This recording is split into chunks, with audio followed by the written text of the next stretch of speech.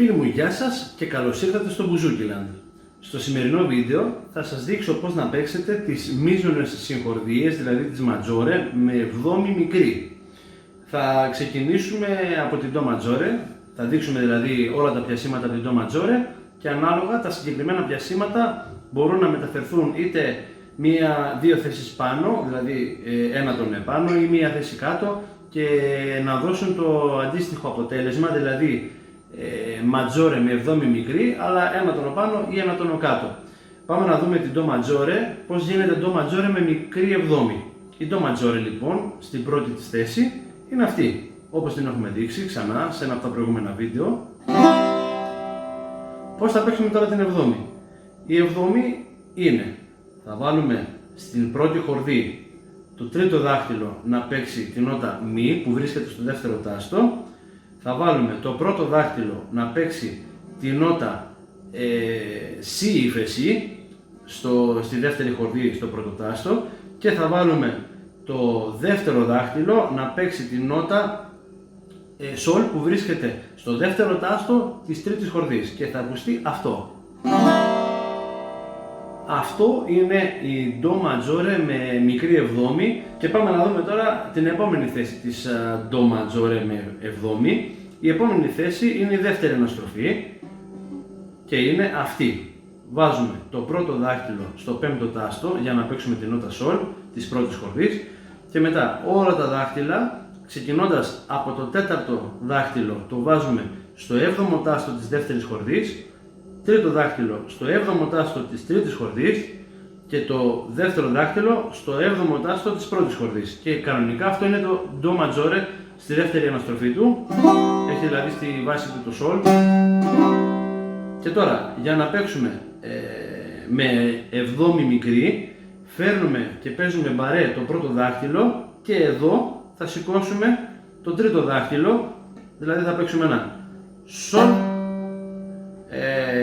σι ύφεση, ένα εκεί είναι μη και εδώ σολ.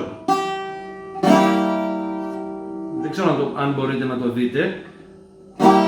Αυτό ακριβώς είναι το πιάσιμο. Προσπαθώ να τραβήξω το δάχτυλο το άλλο να βλέπετε. Ωραία. Η επόμενη θέση για το ντο με εβδόμη, το ντο φυσικό το ματζόρε είναι αυτό. Έτσι, είναι το τέταρτο δάχτυλο στο 10ο τάστο της πρώτης χορδής και όλα τα υπόλοιπα, το πρώτο δάχτυλο δηλαδή, κρατάει όλες τις χορδές σε μπαρέ επάνω στο 7ο τάστο και έχουμε ένα ντο ματζόρε. Το ντο ματζόρε με εβδόμη, σηκώνουμε αυτό το δάχτυλο και φέρνουμε το δεύτερο δάχτυλο να μας δώσει ένα σι ύφεση που βρίσκεται στο 8ο τάστο της πρώτης χορδής και θα ακούγεται αυτό.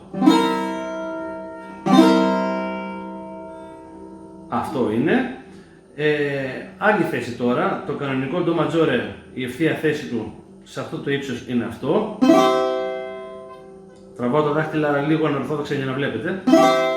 Τώρα αν θέλουμε να παίξουμε ντο εβδόμης σε αυτή τη θέση θα πρέπει να αλλάξουμε όλη τη δαχτυλοθεσία, να βάλουμε το τέταρτο δάχτυλο στο 12ο τάστο στην τέταρτη χορδή, το τρίτο δάχτυλο στο 11ο τάστο στην τρίτη χορδή, το δεύτερο δάχτυλο στο 10ο τάστο στη δεύτερη χορδή και εδώ θα βάλουμε το πρώτο δάχτυλο πάλι στο σι ύφεση στο 8ο τάστο και θα ακουστεί αυτό.